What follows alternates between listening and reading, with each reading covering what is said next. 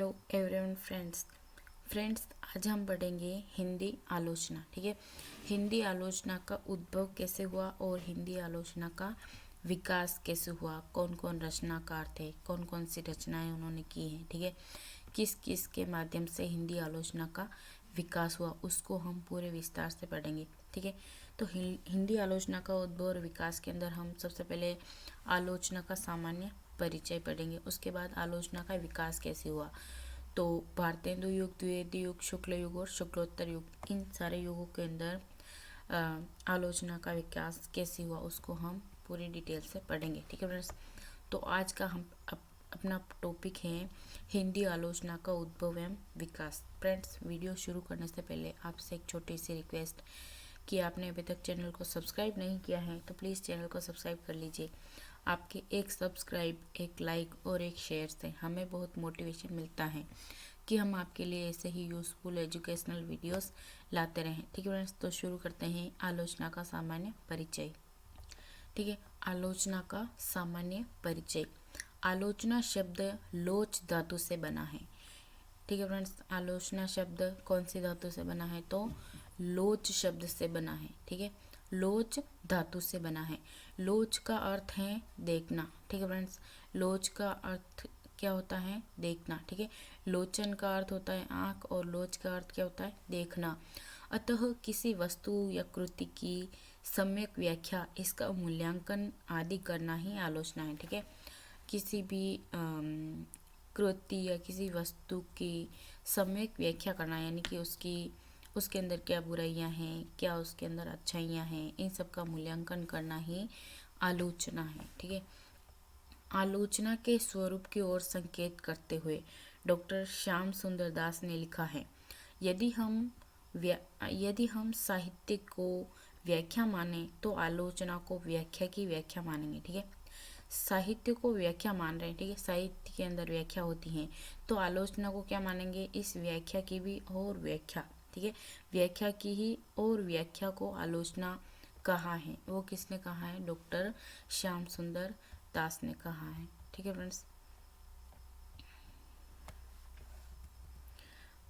में एक गढ़ सत्य है, वह है जीवन का, मानव जीवन का आलोचना से जुड़ा होना। क्योंकि जीवन के प्रत्येक परिवर्तन के साथ आलोचना के स्वरूप का परिवर्तन होना स्वाभाविक है। जीवन का प्रत्येक परिवर्तन सीधे सीधे नहीं वरन साहित्य के माध्यम से आलोचना को प्रभावित करता है। हिंदी समालोचना का विकास भी इसी तथ्य की पुष्टि करता है।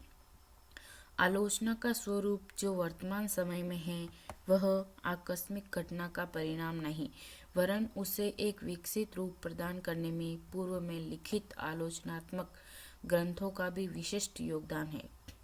यद्यपि उन्हें प्रौढ़ एवं परिपक्व आलोचना नहीं कहा जा सकता है। हिंदी आलोचना का आरंभिक रूप सैद्धांतिक आलोचना के रूप में मध्यकालीन साहित्य में मिलता है।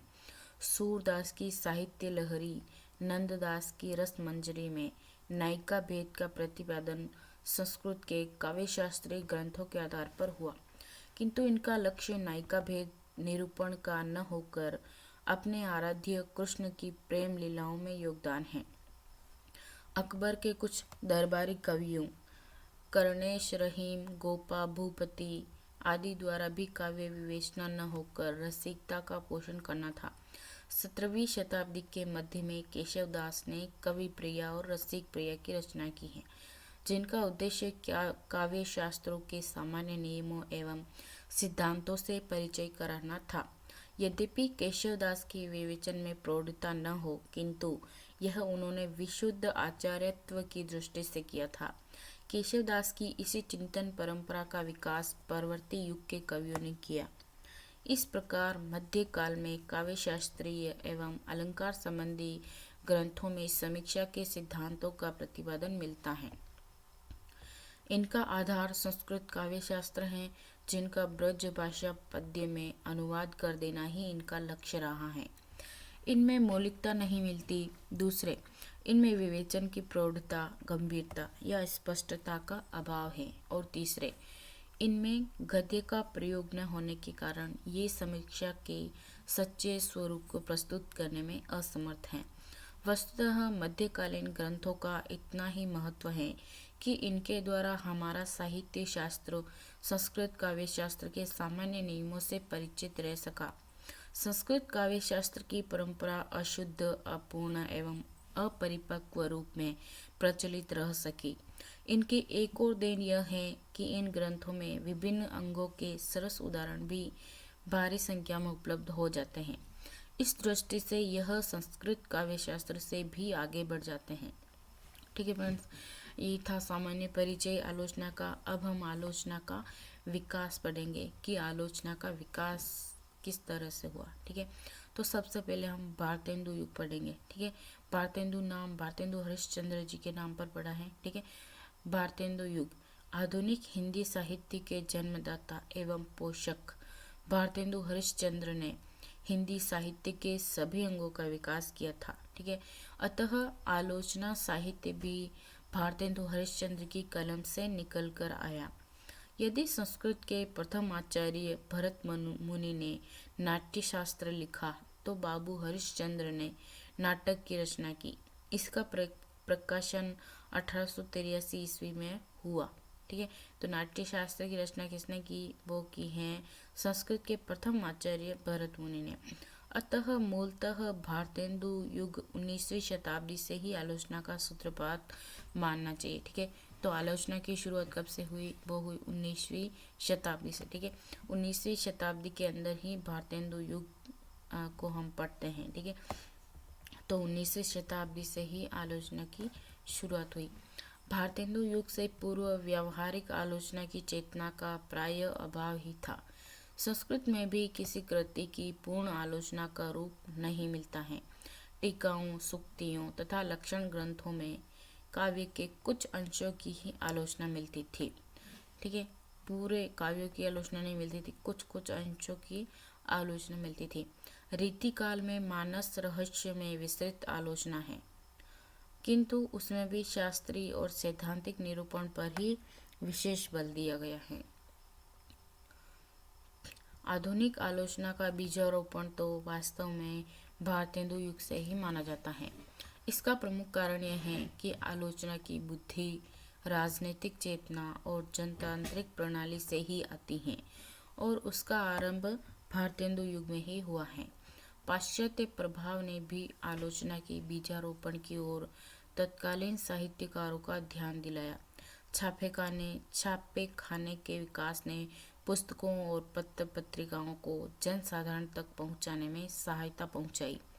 इसका परिणाम यह हुआ कि साहित्य जनजीवन के निकट आया। साहित्यिक पुस्तकों का विज्ञापन पत्र पत्रिकाओं में प्रकाशित होना आरंभ हुआ। प्रकाशित पुस्तकों में चुनाव के निमित्त पत्र पत्रिकाओं में पुस्तक परिचय और आलोचना की मांग आरंभ हुई। वस्तुतः भारतेंदु युगीन आलोचना पुस्तक परिचय के रूप में ही लिखी गई है। आलोचना के प्रारंभकर्ता के संबंध में भी विद्वानों में मतभेद है। इसका कारण यह है कि कुछ विद्वान भारतेंदु जी को तथा कुछ विद्वान बद्री नारायण चौधरी प्रेमगन को प्रथम आलोचक मानते हैं। बहुत इंपॉर्टेंट है फ्रेंड्स। ठीक है, तो कुछ विद्वान प्रथम आलोचक किसको मानते हैं? भारतेंदु जी को। ठीक है, और कुछ किसको मानते हैं? बद्री नारायण चौधरी प्रेमगंज को प्रथम आलोचक मानते हैं कुछ विद्वान। ठीक है, अब तक साक्ष्य के आधार पर भारतेंदु जी ही प्रथम आलोचक ठहरते हैं। बहुत इंपॉर्टेंट क्वेश्चन है फ्रेंड्स। ठीक है, तो प्रथम आलोचक कौन है? भारतेंदु जी को मानते हैं। ठीक है, उनमें आलोचना की चेतना थी। एक और उनकी पत्रिका हरिश्चंद्र चंद्रिका की विशेष सूची में समालोचना संभूषिता को स्थान दिया गया था, जो उनकी आलोचना चेतना का स्पष्ट सूचक है। तो दूसरी ओर उनकी आलोचना की बुद्धि की अभिव्यक्ति काव्य और नाटक में भी होती है। उन्होंने भारत दूरदर्शा में भारतीय जीवन की आलोचना की है। ठीक है, इम्पोर्टेंट है। ठीक है, भारतेंदु हरिश्चंद्र ने भारत दूरदर्शा में भारतीय जीवन की आलोचना की है और काव्य में अंग्रेजी राज्य की सीमित समीक्षा की है। नाटक शीर्षक निबंध में उनके आलोचक की प्रतिभा के दर्शन भी हो जाते हैं। भारतेंदु युग के आलोचकों में भारतेंदु बाबू हरिश्चंद्र, बद्रीनारायण प्रेमघन और बालकृष्ण भट्ट की त्रयी का विशेष महत्व है। पंडित गंगा प्रसाद अग्निहोत्री, बाबू बाल मुकुंद गुप्त ने बाद में आलोचना की इस बीज को सिंचित किया है। ठीक है, तो बहुत इंपॉर्टेंट है फ्रेंड्स। भारतेंदु युग के प्रमुख आलोचक कौन है, तो ये सारे नाम आपको याद रखना है। इस काल में सैद्धांतिक समीक्षा की दृष्टि से भारतेंदु जी का नाटक पहली और पूर्ण समीक्षात्मक कृति है। ये भी बहुत इंपॉर्टेंट है फ्रेंड्स, इसको याद रखना है लाइन को। ठीक है फ्रेंड्स, सैद्धांतिक समीक्षा की दृष्टि से जो पूर्ण समीक्षात्मक कृति है वह कौन सी है, तो भारतेंदु जी की नाटक कृति है। ठीक है, इसी प्रकार सैद्धांतिक समीक्षा का थोड़ा सा परिचय बाबू देवकीनंदन खत्री के उस पत्र में मिलता है जो उन्होंने नागरी नीरद के संपादक प्रेमगंज जी को लिखा था। उस पत्र में एक और तो उन्होंने प्रभावात्मक समीक्षा की चर्चा की है तथा उपन्यास के संबंध में तथा भेदक तत्वों की ओर संकेत दिया है। इसी प्रकार शुक्ल जी ने एकाध निबंध आरंभ में भी प्रकाशित हुए। ये निबंध शुक्ल जी की प्रौढ़ता के बीच स्वरूप ही है। शुक्ल जी ने अपने शब्द योजना शीर्षक निबंध में साहित्य में शब्दों के स्वरूप और उद्देश्य पर विचार किया है। जिस प्रकार इस युग में सैद्धांतिक समीक्षा लिखी गई, उसी प्रकार व्यावहारिक समीक्षा भी देखने को मिलती है। इस संबंध में सबसे पहले आनंद कादम्बिनी में प्रेमगंज जी की बाण भट्ट के संबंध में लिखित प्रशंसात्मक आलोचना है। इसी प्रकार सार सुधानिधि की संपादकीय टिप्पणी में आलोचना के रूप का थोड़ा सा दर्शन होता है। वस्तुतः प्रेमगंज जी से पहले जितनी भी समीक्षाएं लिखी गई थी, वे समीक्षा के ध्येय से की गई समीक्षा पहल आनंद कादम्बिनी में दिखाई पड़ी। इसमें प्रेमगंज जी ने बाबू रमेशचंद्र दत्त GCS प्रणीत बंग विजेता नामक उपन्यास के बाबू गदाधर सिंह द्वारा किए गए अनुवाद की आलोचना की है। प्रेमगंज जी ने अनुवाद तथा मूल दोनों के गुणों और दोषों की बृहद समीक्षा की है। ठीक है, गुण और दोष, ठीक है, दोनों आते हैं इसके अंदर। ठीक है, दोनों की विस्तार से समीक्षा की थी। दूसरी महत्वपूर्ण आलोचना हिंदी प्रदीप में पंडित बालकृष्ण भट्ट की दिखाई पड़ी। इन्होंने सच्ची आलोचना शीर्षक से लाला श्रीनिवास दास द्वारा रचित संयोगिता स्वयंवर की कटु आलोचना की। प्रेमगंज जी ने जहां सहानुभूतिपूर्ण ढंग से बंग विजेता के गुण दोषों की परीक्षा की, वहीं पंडित बालकृष्ण भट्ट ने ठोस ढंग से इस नाटक के दोषों का उद्घाटन किया। भट्ट जी की आलोचक का दूसरा रूप श्रीधर पाठक द्वारा अनुदित गोल्ड स्मिथ की हर्मिट नामक काव्य पुस्तक की समीक्षा में दिखाई पड़ा है। पाठक जी ने एकांतवासी योगी नाम से इसका अनुवाद किया है। इस आलोचना में भट्ट जी ने प्रशंसात्मक शैली में गुणों का उद्घाटन किया है। इस आलोचना में पाठक जी की कविता के साथ साथ अपनी मातृभूमि की भी स्तुति की गई है। इससे स्वदेशाभिमान स्पष्ट लक्षित होता है, जो आलोचना की वैज्ञानिक दृष्टि के लिए उपयुक्त नहीं। अंग्रेजी कविता अत्यंत उन्नत और विकसित है। उसे देशाभिमान में आकर भट्ट जी ने हिंदी से बहुत ही हीन सिद्ध कर दिया।